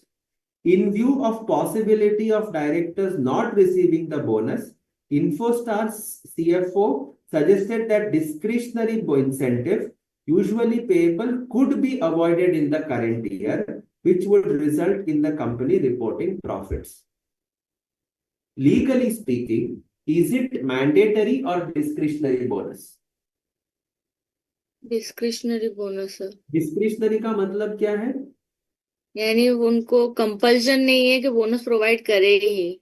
Yes, that means अगर नहीं करेंगे, can the employees sue the company? No. No It's sir. discretionary. Statutory bonus is given to them. So now the question is it ethical? Is it ethical कि जो 15 साल से हम bonus दे रहे हैं, we stop it because this year the directors will not receive bonus if employees receive? Yes. As a part of its annual report, InfoStar reports employee satisfaction score, staff attrition, gender equality, and absenteeism rates.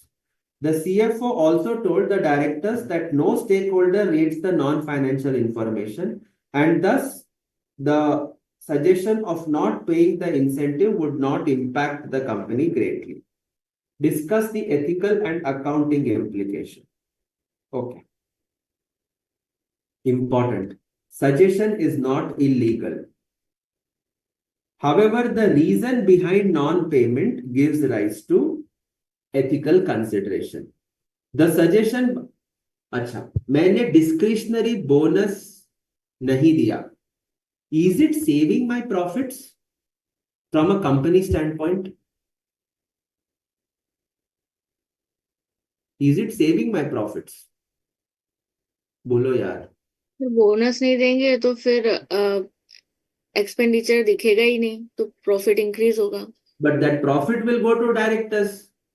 Yes sir. तो मतलब sum total में you are not really saving anything. हाँ yes sir. You are just taking the money from the employees and picture putting. Change हो जाएगी जब picture is negative balance sheet की जगह positive balance sheet show होने लग जाएगी. हाँ, but the point is, if I put it in simple terms, you are taking money from employees and putting it in the directors' pockets. Correct? Yes sir. Yes. Gyanendra? Yes. Now, on a moral ground, the suggestion is likely to have negative consequences. Employees would be dissatisfied. When they see directors withdrawing bonuses, it would have a negative impact on the morale, which would result in low satisfaction scores, poor retention rates, which are reported as non-financial information. Companies are also under increasing pressure to reduce the wage gap between the management and its employees. This is never possible. Okay.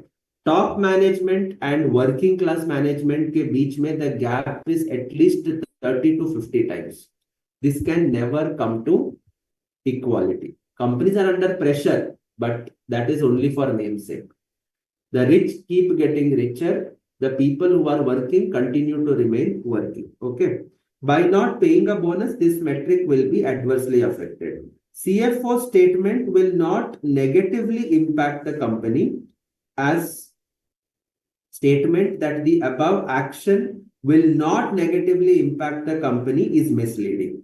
Non-financial information is increasingly becoming important to the users of financial statements.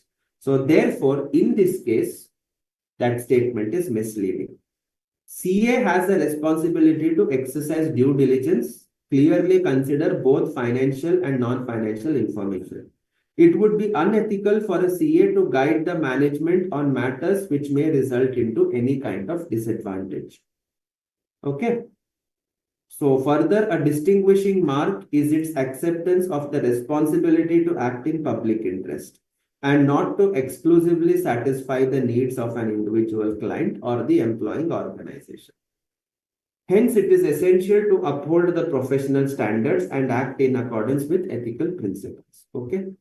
So no misconduct per se, but yes, it's unethical. Okay. It is unethical. Okay. All right. So gifts or hospitality and inducements.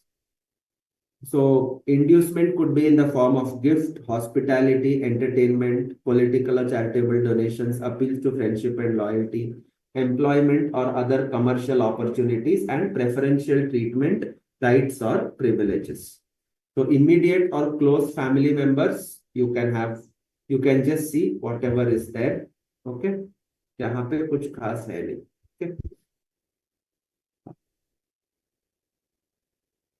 और क्या बचा है? Let's run through these.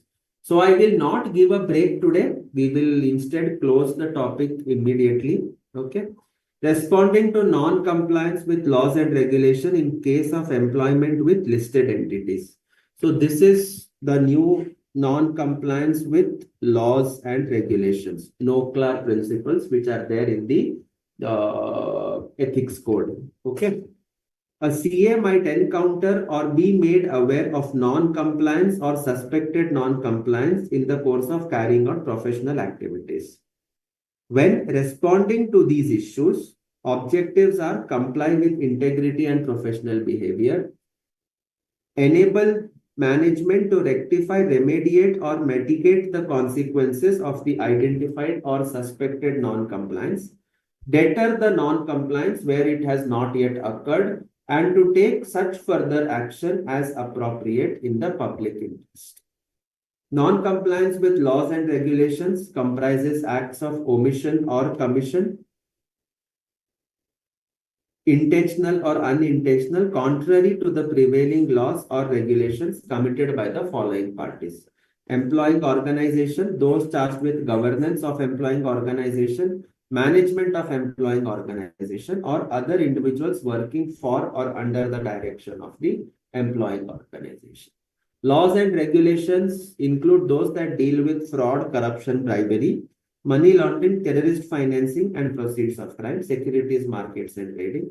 These 5-6 laws are there. Responsibility of the CA. Consider how to respond to the non-compliance. Responsibilities of senior CAs in service, directors, officers, or senior employees, able to exert significant influence over the acquisition, deployment, and control of the employing organization's human, financial, technological, physical, and intangible resources. Greater expectation to take action, whatever is appropriate in the public interest. because of their role that they are having within the employing organization.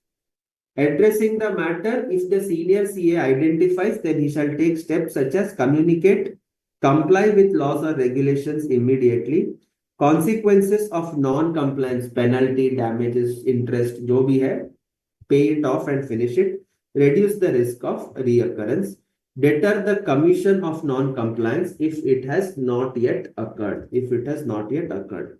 In addition to responding to the matter in line with the provisions, senior CA shall determine whether disclosure of the matter is needed. Such disclosure would be pursuant to the senior CA's duty or legal obligation to enable the auditor to perform the audit. Determining whether further action is needed. Okay. Assess the appropriateness of the response. If the senior CA no longer has confidence, what are the examples? Evidence of involvement in the non-compliance, or they have not reported or authorized to the appropriate authority within a reasonable period. Further action, inform management of parent entity, disclosing matter to authorized appropriate authority resigning from the employing organization. Or last, you can take advice internally, legal advice or confidential basis with the institute. Where to disclose the matter to the appropriate authority would be, disclosure would be prevented if doing so would be contrary to law or regulation. Otherwise, the purposes of making disclosure is to enable to cause the matter to be investigated and action to be taken in the public interest. Responsibility of CAs other than senior CAs. A CA becomes aware, then seek to obtain an understanding. Identify that it has happened, then accountant shall inform an immediate superior to take appropriate action. If the accountant's immediate superior seems to be involved, then inform the next higher level within the employing organization. In exceptional circumstances, a CA may determine that disclosure of the matter to an appropriate authority is an appropriate course of action. Then the disclosure is permitted. Accountant shall act in good faith and exercise caution when making statements and assertions. Okay. Fine. Now, in this case, Agastya Limited has given 75 lakhs as loan to a director. No repayment terms, repayable on demand. It is categorized as cash and cash equivalents. They have reasoned that since such loan, which is advanced to one of the directors, is repayable on demand, it is readily convertible to cash. Directors opine that such presentation should not be a problem as even under the framework, financial statements are prepared in accordance with accounting policies, which is choice of the company. And in this case, Agastya has made a policy choice to show the loan as a cash equivalent. Discuss the ethical and accounting implications. So, directors have not understood what is cash and cash equivalents and believe the loan to be a cash equivalence. So, Ind AS 7, statement of cash flows, short-term, highly liquid, readily convertible to known amounts of cash. However, loan given to directors is not in place to enable Agastya to manage the short-term cash commitments. It has no fixed repayment date and the likelihood of the director defaulting is also not known. Further, since the director is likely to fall into the category of KMP, related party disclosures would also apply. Treatment of this loan is breaching two things. One is it is breaching relevance because related parties we need to disclose, and it is removing the faithful representation. How can I show loans given as cash and cash equivalents?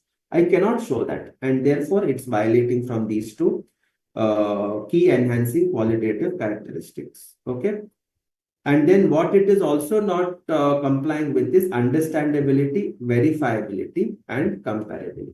These three things, characteristics, are not getting complied with.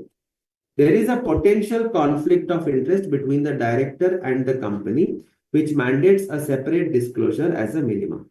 By masking the nature of the transaction, directors are motivated by personal interest and thus failing in their duty to act honestly and ethically.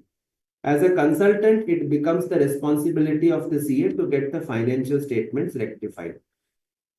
and guide the directors about the principles mentioned in Ind AS and the correct treatment in accordance with the standards. Otherwise, subjected to professional misconduct under clause 6 and 7.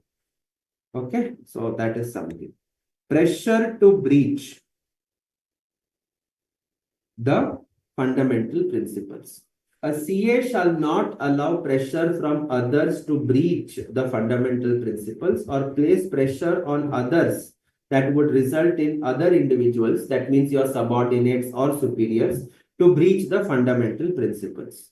A CA might face pressure that creates threats to compliance with the fundamental principles. For example, an intimidation threat when undertaking a professional activity.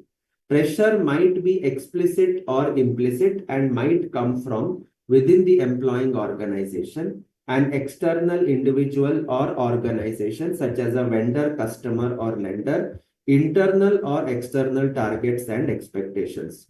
Examples of pressure that might result in threats to compliance: pressure from family member to act as a vendor of the CS organization. Okay. Discussing the circumstances with the concerned person, individual who is exerting the pressure, superior, or escalate the matter, including when appropriate higher level of management, auditors, those charged with governance, or ultimately consulting a colleague, institute, or industry associates, or legal counsel. Example of an action that might eliminate threats created by pressure is the CA's request for a restructure of or segregation of certain responsibilities and duties so that the accountant is no longer involved. Okay. So you have illustration 9. So here there is a plan to dispose of the subsidiary. It is expected that the non-controlling shareholder 25% stake will acquire 75% equity stake as well. So I am disposing of my subsidiary. Sale is expected to happen by October. Subsidiary is expected to have substantial trading losses in the period up to the date. X, who is an employee of Mitra Limited, wishes to show Dosti Limited as held for sale in the financial statements and to create a restructuring provision to include the cost of disposal and future trading losses. Can I create a provision for future trading losses? Bolo?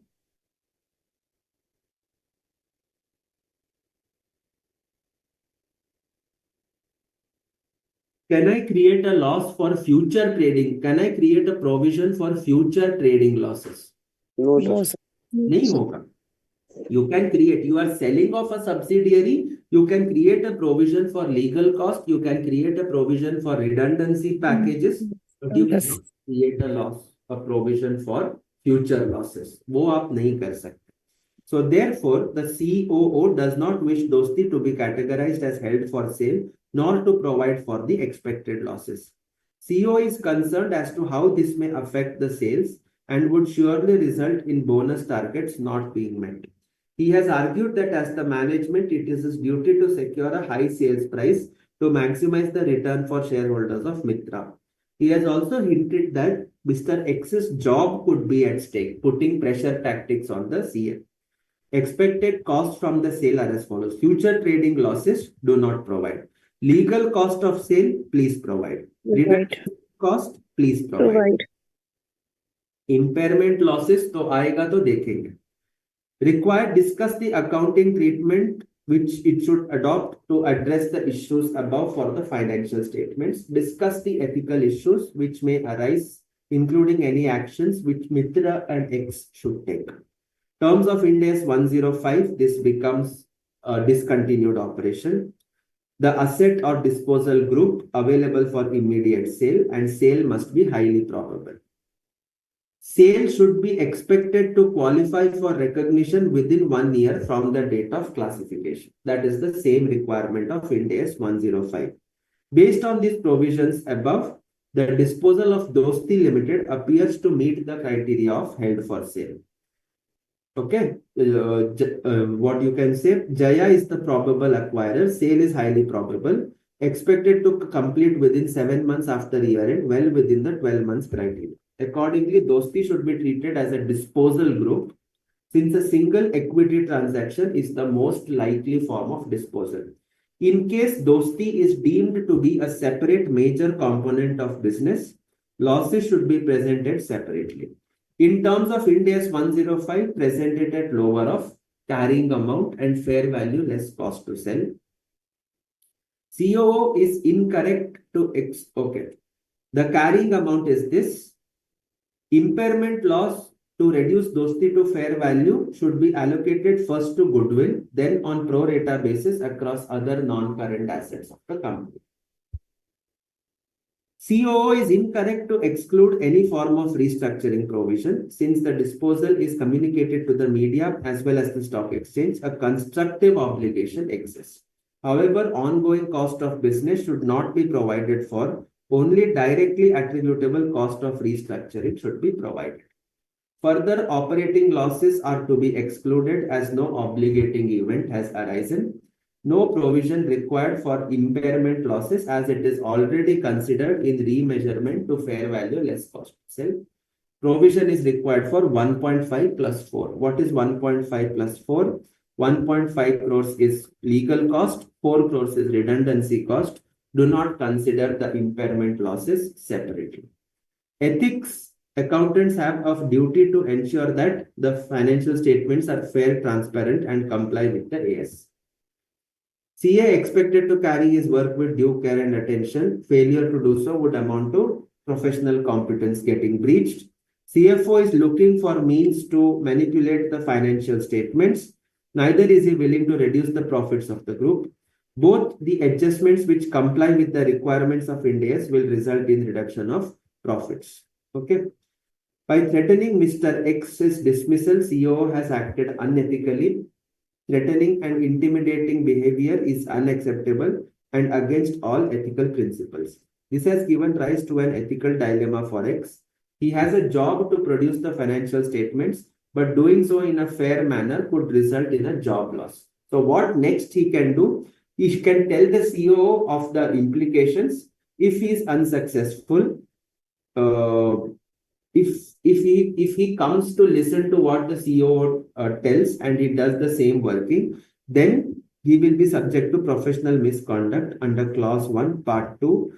Okay, the clause 1 states that a member of the institute, in practice or not, deemed to be guilty. All this is done. Okay, so that kind of closes your chapter. Okay, all right.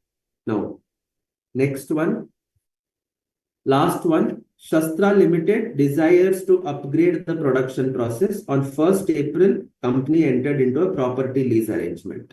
The draft financials do not show a lease asset or a lease liability. A new controller, CA Sunil Raghavan, joined Shastra Limited and was engaged in review of financial statements and to begin making a loan application to finance the technology. Sunil believes that the lease arrangement should be recognized in the balance sheet. However, the managing director, Ms. Anusha Srivastav, strongly disagrees. She wishes to charge the lease rentals to the P&L. Her opinion is based on the understanding that the lease arrangement is merely a monthly rental payment without corresponding asset or obligation, since there is no invoice for transfer of asset to Shastra Limited. Her disagreement also stems from the fact that showing a lease obligation in the financials would impact the gearing ratio, which could have an adverse impact. Ms. Anusha has made it clear to Sunil that at stake is not only the loan application, but also his future prospects at Shastra Limited. Is it okay? Yes. So what are the potential ethical conflicts? No, sir. These agreements should be shown in the balance sheet. Yes. Or ROU or right of lease liability should be accounted for. That's right. So IDC, lease liability, cost to be incurred for dismantling, all these three net off should be presented as cost of ROU asset as well as the lease liability. Okay. Then no invoice cannot be a reason to avoid recognition of the right of use asset. Okay. In fact, what is being recognized is not an asset, since ownership rights are not transferred. Sought to be recognized under Ind AS 116 is the right to use the asset in the manner required by the lessee, Shastra Limited. Ethical issues Threat to financial controller is giving an ethical dilemma. Threats to fundamental principles. The fact that position has been threatened if the treatment suggested is not followed indicates that there is an intimidation threat to the fundamental principles. MD has flagged the risk that the company may not obtain the loan, indicates there is an advocacy threat because the financial controller may be compelled to follow an incorrect treatment to maximize the chances of obtaining the loan. Okay, so that is done. So professional competence, ensure that fundamental principle of professional competence should be followed, which requires that account should be prepared in line with Ind AS. Okay, abhi nahi ban raha hai, so therefore that is not right. If financial controller were to bend under this managing director's proposal, this would contravene Ind AS 116 and breach the fundamental principles of professional competence. In such a case, subjected to professional misconduct under Clause 1, Part 2, Second Schedule, and CA Act 1949. Okay, so that's it. So that is all that is there on the professional ethics front there. Anything else you want to ask?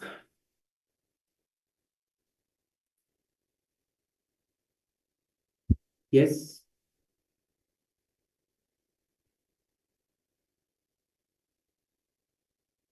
Sir, actually, not any doubt, but I want to sing something for you. Yeah? You want to? I want to sing something for Arey, you. no, May I? please. यहाँ नहीं. No, not here. Okay, ये YouTube पे है. So let us keep that this thing. Okay. Any other doubts or anything that you guys have? Monica, Gyanendra, anything? No, sir. No, sir. All clear? Yes, Yes, sir. sir. All clear. You still have any standard left? Standards तो कुछ बचा नहीं होगा ना? नहीं, sir. Standards तो बचा नहीं होगा. So that is the reason that all your syllabus is done. You still have one chapter left in your financial reporting, na? I think some IT. Yes, sir. That is One more lecture is there. okay. Fair enough. So ठीक है. Anyways, from my side, I think we have done. So if you come back to your syllabus, please ensure that you focus on those standards which I have already told you. Okay, you focus on the standards like financial instruments, consolidation, all the standards on employee benefits, Ind AS 102, Ind AS 33, Ind AS 115, Ind AS 116. These standards are absolutely non-negotiable. Okay, you will have to do it in line with the requirements of the standards. Don't ever lose out on this. Okay, कि हम financial instruments पूरा नहीं करेंगे, consolidation कुछ छोड़ देंगे. Okay, because these standards on themselves will come for at least 60 to 65 marks. Okay, so my suggestion is ensure that whatever questions come under these standards, if they come for 60, you should target at least 55. Okay, only then will it make sense for you to easily attain an exemption. Our goal should be to get as many marks as you can in financial reporting paper, and definitely more than 60. 50 though I don't even talk, because 50 all of us can easily attain. 60 plus 70, 75, 80 is what each of us should attain. Okay, the buffer that you get from financial reporting can be used for the other two unpredictable papers of financial management and auditing. Okay, financial management बहुत unpredictable होता है. You don't know from where the institute can pick up and ask a question. That is a very, very technical paper. Okay, and auditing may anyways, it's what the institute expects is a very high level of expertise in your answers, in the manner in which you put forth your answers. Okay. So there the institute has a lot of expectations from you.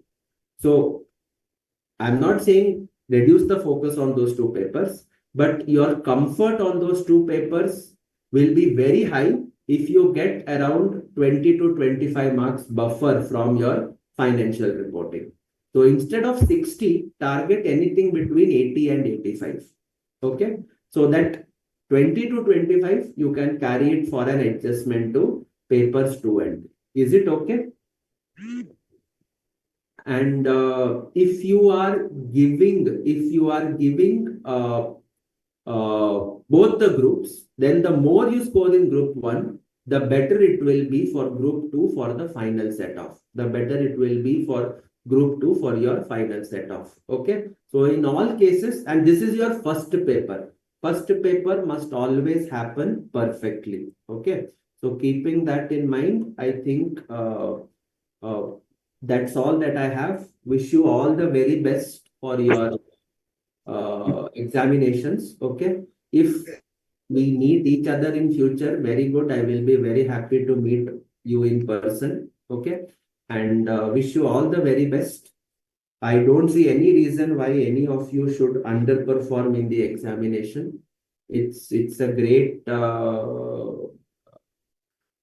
thing that you people are almost on the verge of completion of your syllabus. Okay.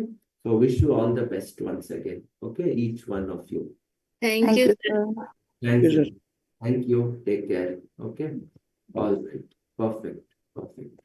ठीक है. That's it from my side. जल्दी छोड़ दिया आज. जाओ. Okay. Yes. Nothing else from my side. Thanks. Thanks. Thank you, sir, once again.